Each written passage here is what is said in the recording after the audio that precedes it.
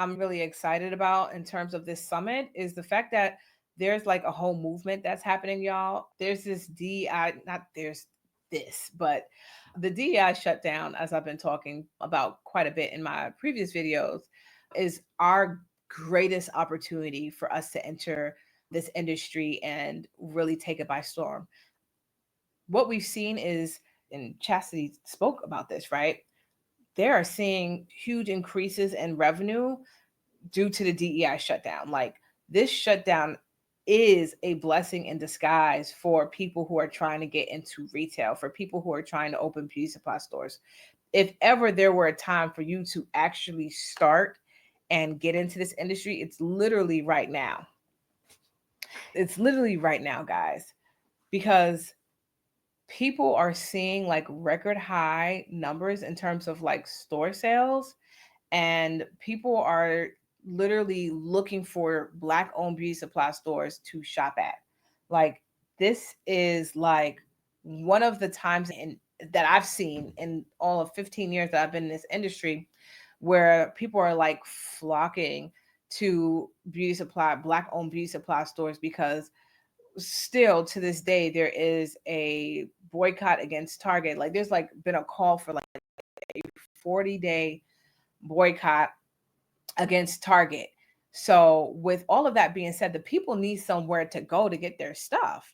And you just need to be in the position to raise your hand and say, hey, I can come in and put your stuff on shelves, and you can come in and you can shop with me. Because here's the thing, and I hope you guys are seeing this with this current administration, that no one is coming to save you.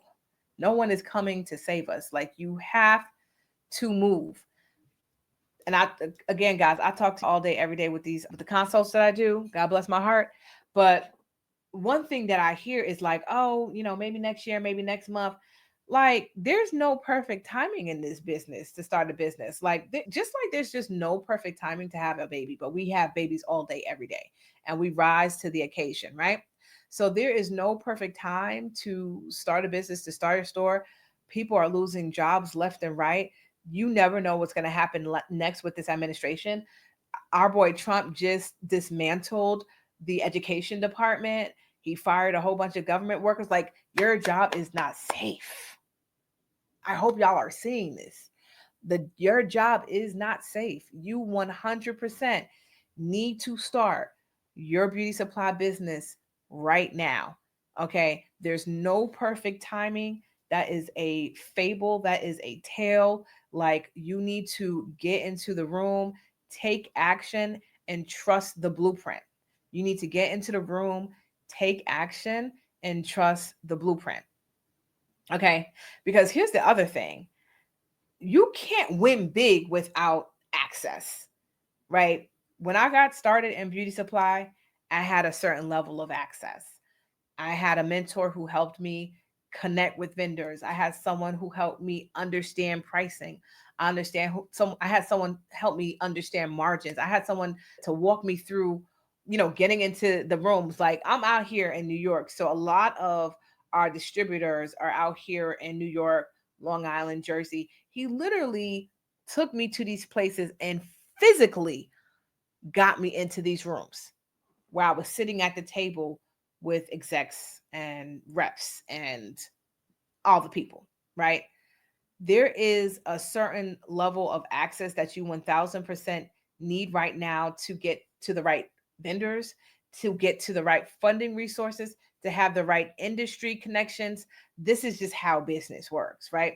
And this is why we created the Icons of Beauty Supply Summit, is not only to give people everywhere access to certain high level business people in this industry, but to also unlock the doors that they have tried to keep closed, right? To us.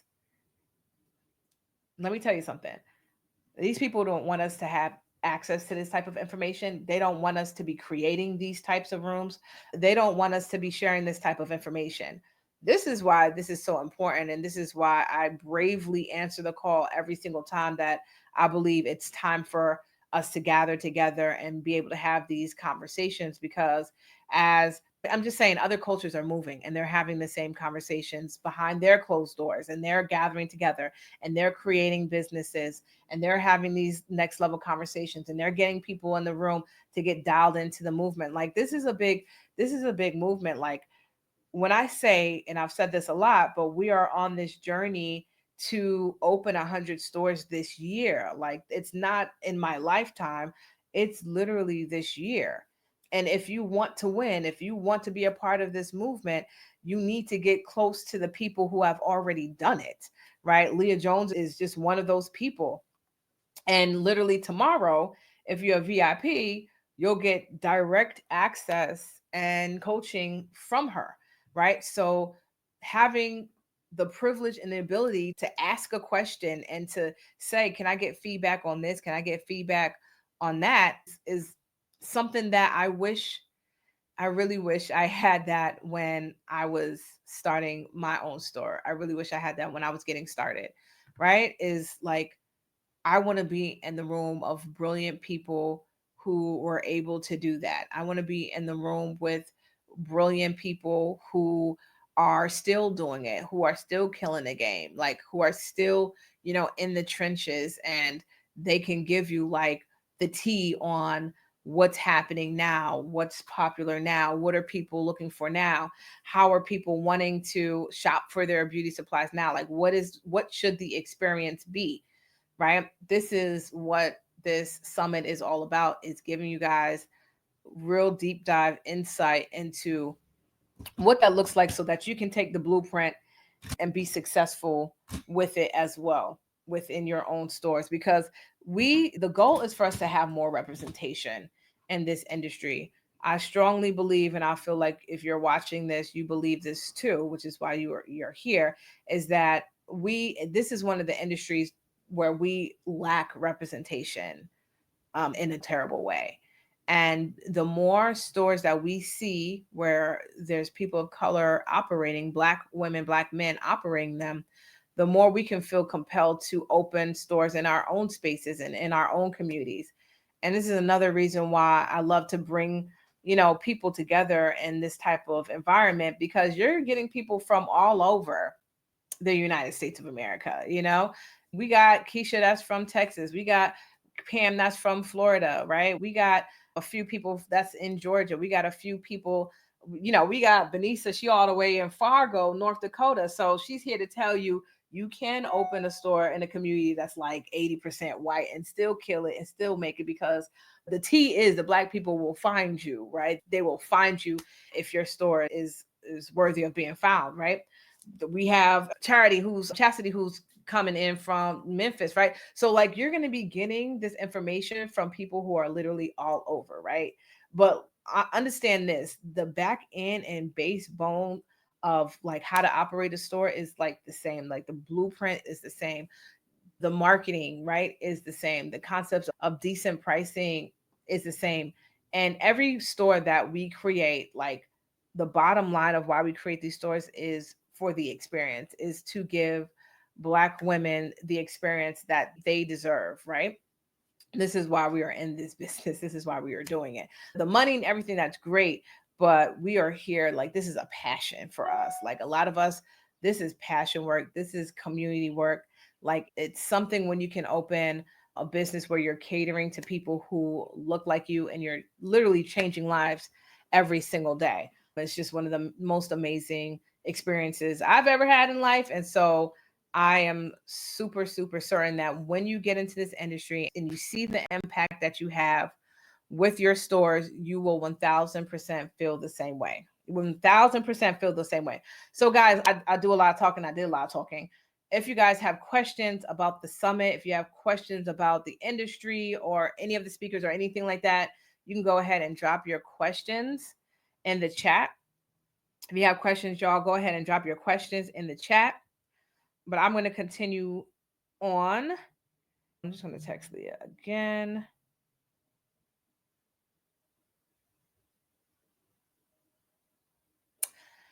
So, guys, one common question that I get asked often is, the fact that there's a lot of beauty supply stores in every corner, like how can I compete if I notice that there may be already a beauty supply store in the neighborhood that I want to open in, or there are sometimes there's already a black owned beauty supply store open in the neighborhood. And I that's actually a hot topic. I know a lot of people feel a way about opening a store if there's already an existing store in the community that is black owned. And here's what I will say, right? Because I'm in it for the long game, y'all. I'm thinking long game, long term, right? If the movement, as we are saying it, is for us to like completely like reclaim this industry, like completely take over, completely like be the majority instead of the minority, at some point we need to feel comfortable with existing next to our own and not being the only. I think a lot of times we are just so used, especially if you're someone who came from like the corporate world or anything like that. We're so used to walking into rooms and just being the only.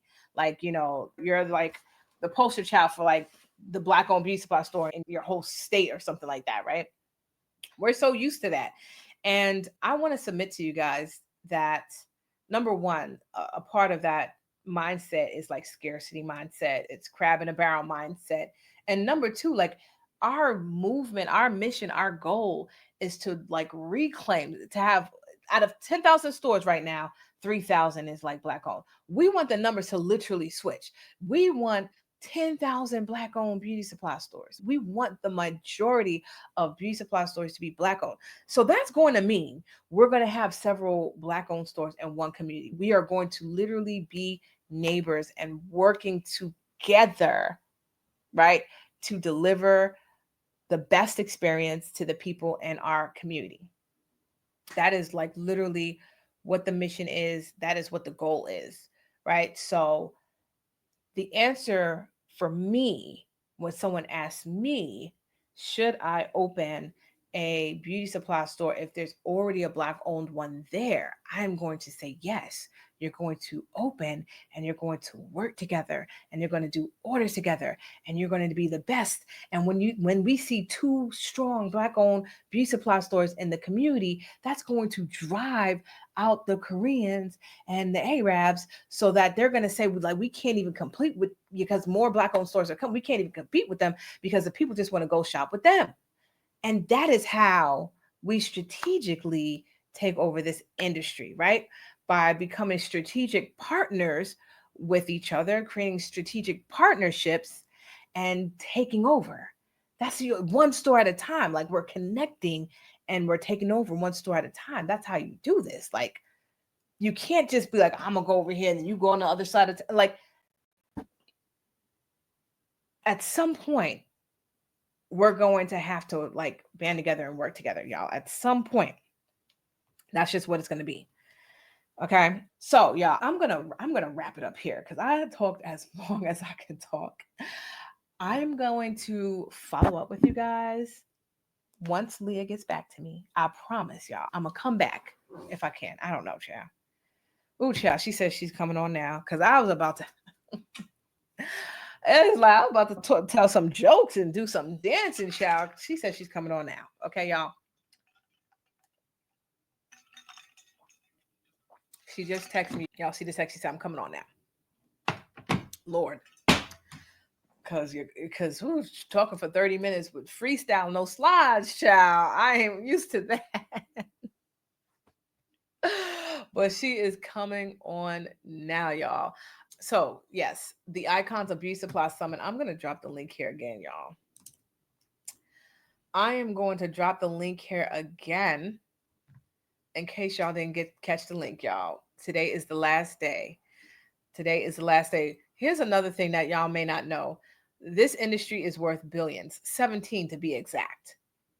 Ownership is going to be everything. We are in the climate and in the time where I just haven't seen anything like it. Actually, let me just say this. Back when COVID hit and George Floyd hit kind of at the same time, so the Black Lives Matter movement, there was a whole movement. This is when we saw a huge flock towards like black owned business, black owned beauty supply stores. I mean, the support was at an all-time high. And when we saw the support at an all-time high and we saw a switch and the way people were purchasing their stuff. Like we literally, y'all, Leah Jones is coming in 2.2 seconds. Y'all stay tuned. But I'm going to say this. We saw a switch in the way people decide to get their beauty supply products, right? We saw a switch. We saw that people were being very intentional about how they're spending their dollars. And when Black people are intentional about spending their dollars with other Black businesses, those Black businesses flourish like no other. We need to stop supporting people that don't look like us and be intentional about finding the stores and businesses where we can support and actually circulate our Black dollar in the community. Okay, we need to be intentional about searching for the businesses and Black owned stores that where we can circulate our Black dollar. Okay, here she is. We're gonna bring her to the stage, y'all, because I've been talking, child. My throat is dry. That is just going to bring us into our segment today because I was just talking to the people about the Icons of Beauty Supply Summit. And we just have the most iconic woman that is going to be doing our VIP session, which is Miss Lia Jones. So, first of all, just introduce yourself to the people, tell them who you are, if they're like living on the rock and they just don't know. I love it. I love it. My name is Leah Jones. I own Hype Hair Magazine. I recently transferred my business. I started my business as the Girl K Ballet, but we Yes. recently merged everything under the Hype Hair brand because I just love Hype Hair that much. So I own a Yes. chain of beauty supply stores here in Southern California. I also own the iconic Hype Hair Magazine. We're celebrating our 35th year. So, yeah, that is who I am in a That nutshell. is crazy. Oh my goodness. That is so 35 years legacy brand. Man, what does that mean to you? That's just, ugh.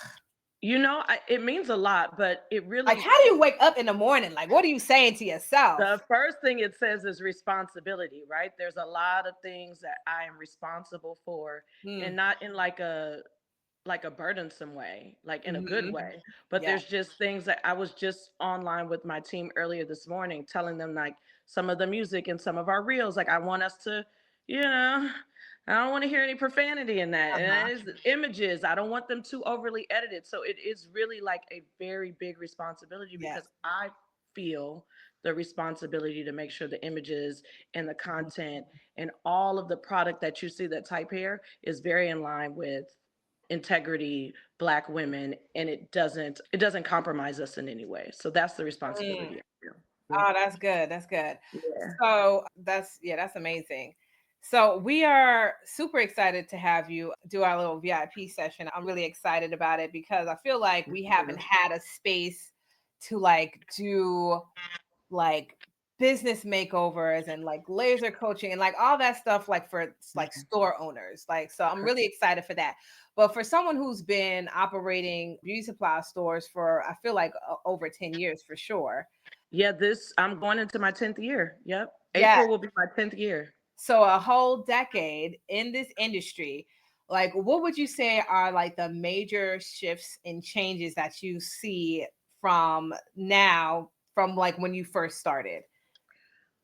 There's a lot more competition, but not that doesn't exclude us from being profitable. We just Mm, have to be more creative. So when mhm. I started, Target, Walmart, all of those big box retailers, multicultural beauty was something that was on the back burner. Right. Take care. I walked into Target and Walmart recently, both stores in the last 3 months, and they had braiding hair. That Mhm. never Crazy. happened 10 years ago. But that doesn't mean that we can't continue to innovate and continue to create and Oh, hold on. Someone probably called her, y'all. Hold on. She's coming back. Don't click off, y'all. She's coming back. Just give her a second. So, if you guys are just tuning in, we are kicking off our lunch and learn with Leah Jones. She is doing our VIP session. She's doing our VIP session. She's gonna come back in 2 seconds. But she is the owner of Hype Hair Magazine. She's the owner. Are you back? Okay. Here she, oh Lord, she clicked off chat. She's gonna be back, y'all. Just wait on her.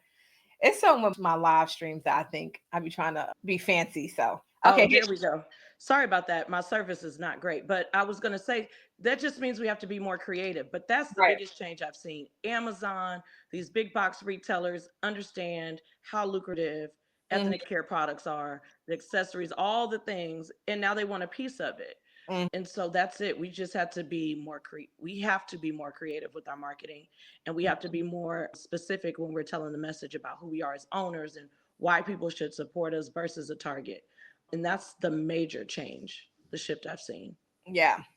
So I've been talking a lot about the DEI shutdown and some of the opportunities I think that we have before us. But what's your take on that? What do you believe is like the newest opportunity, especially when we're thinking about this new administration and just all the changes? It's like something new every single day.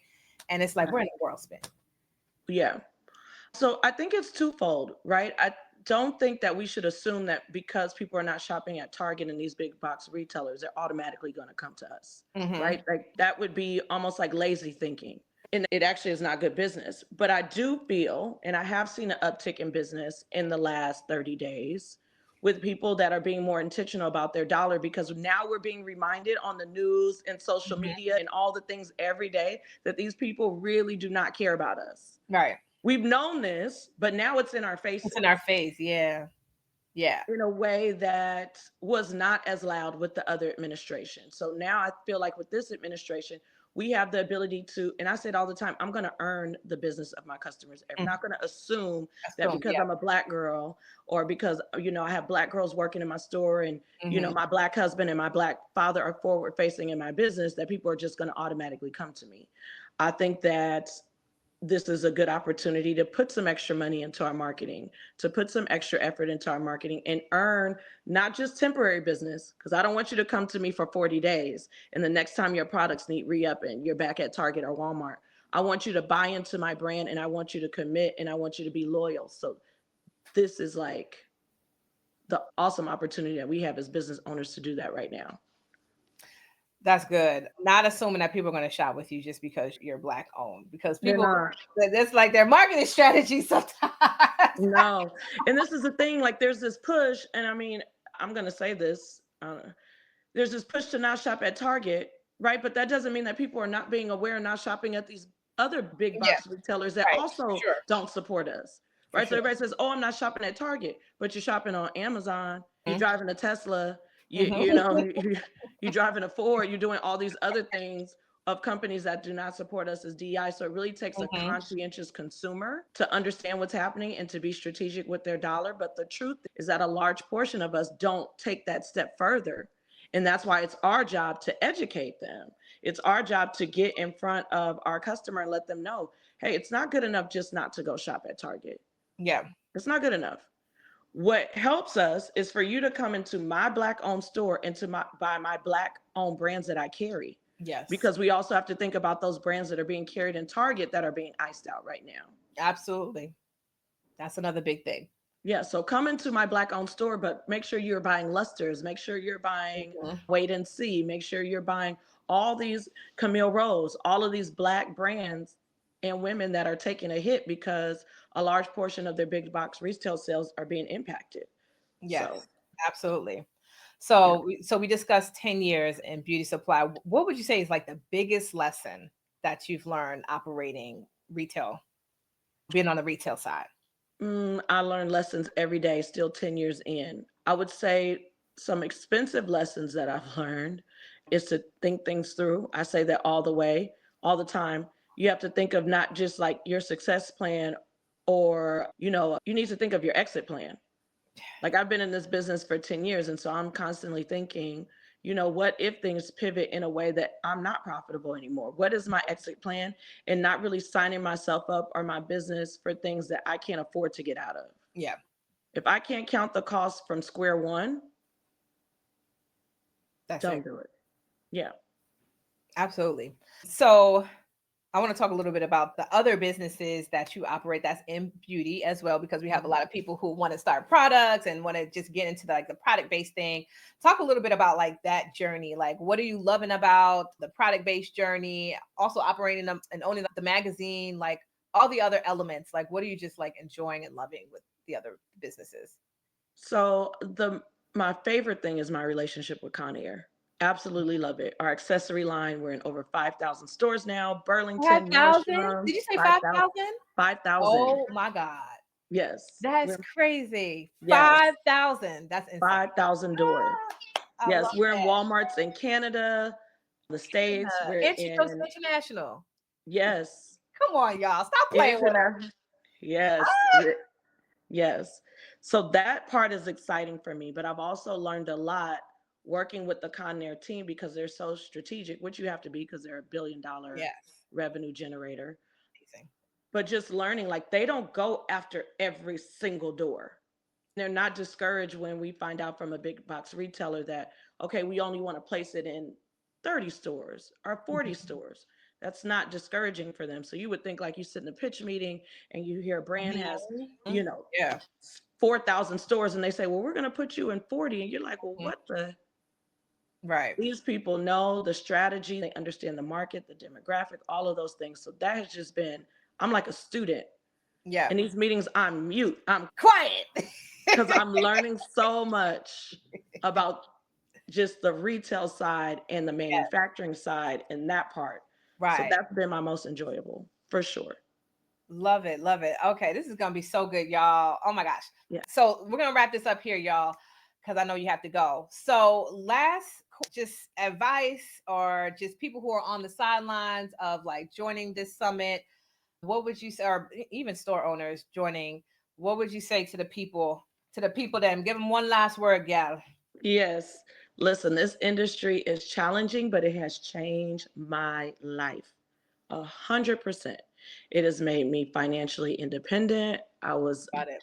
When I started this business, I had 3 kids, 3 little ones. Now my oldest lives in London. That's a whole other Are you story. serious? Yeah, yeah. My daughter like packed up and moved to Oh London my right God. after Christmas. Oh my gosh. Whenever I hear mom saying like one of her kids like left, I'm just like, I'm gonna cry now. They're nowhere Yeah, near that. But I'm just like, I can't. I know it's mind blowing. But this business has given me the opportunity to be able to afford her that privilege. Yes. Thank Yes. God, right? That's And amazing. so I've had horrible months, but I've also had months that have allowed me to put away large sums of money to be able Mhm. to prepare for times like these. So I always say, listen, if I can, and I was not a business person when I started this business, I just had a Mhm. passion. I loved beauty. I had some good business skills, right? Like I was organized, I was creative, I was thoughtful, but I didn't come from like the corporate world. But it's totally changed my life. Totally, totally. So it's like the stock market, right? If you can put your money there and park and ride the wave, absolutely Mhm. do it. That's such a good analogy. Absolutely. Ride the wave. Ride the wave. You're not going to come into this business and get rich quick. It's going to be a constant. It's going to be a steady. It's seen a Mhm. steady growth. Over the last 10 years, every year, 5% increase. Some years is 2% increase. Some years is 15% increase. But when you all look at the 10 years at the end of it, it's 100% worth it. I love 100%. that. So just do it. Honestly, I tell people all the time, like, if you have the means, you have the support system, you have the belief in yourself, you're there already. Yeah, absolutely. And even if you don't have those things, you can create them because I didn't have those things when I started. You can create them. That's a whole word. And we had another speaker on yesterday who we were talking about for the women who, and you could probably speak to this too, for the women who feel like they're like in this like a dark place and a dark season. I don't know if I want to do this right now because things are not the greatest and blah blah blah. And we've had our share of dark seasons and dark moments where we created a way out and we've pushed through and we persevered and we're kind of, I ain't on the other side yet, unfortunately, but you're on the other side. And so Yeah. speak to that real quick and then we'll close. The Promise. timing is never good. Timing is never good. It's never going to be, I should say this, the timing is never going to be ideal. You have to make space for your dreams. You Mhm. have to make space for them. And so I've gone through ups, downs, peaks, lows, highs, all of that. But I've had something that I could turn to, which is my Yes. business. Right. And so even when things are great, my business is there. And when things get bad, you'll see me in my stores a lot because I'm trying to distract myself. But God bless me because I'm going somewhere that's going to benefit me. Right. So when things have gotten bad for me, you'll see me in my store 5, 6, 7 hours a day. No problem. Because at least I know the work I'm putting in at the end of the month is going to be, it's gonna add to my life. It's going to help me through those dark times. So I say all the time, I would rather go through the dark times with something to hold on to and something to have and some money in my pocket and something to work towards. And a light at the end of the tunnel than to go through it, with nothing. because you My got to go cousin would through tell me, it. "You go cry in your Tesla." Go cry. Right. Listen. And And I've had but times it's where I still like yours at the end of the day. It's just like that yeah, one thing that is just like, this is mine. And this is, like you said, this is what I turn to during the dark times and the dark seasons. And something it's to an dig outlet. into. Yes, it is 100% one of the best outlets that you can have, I always For say. sure. Yes, so y'all, we are going to wrap up here. Thank you so much, Leah, for coming on. Thank I'm you. Thank you so for being patient with excited. me while I'm running around the city. Yes, child. It's all good. I'm like, I'm just gonna talk until she comes on because I'm not closing this out. I We love need it. to Thank hear y'all for from being Leah. patient with me. Okay. We need to hear from you. Well, thanks Yes. guys for popping on. Thanks, Leah, again.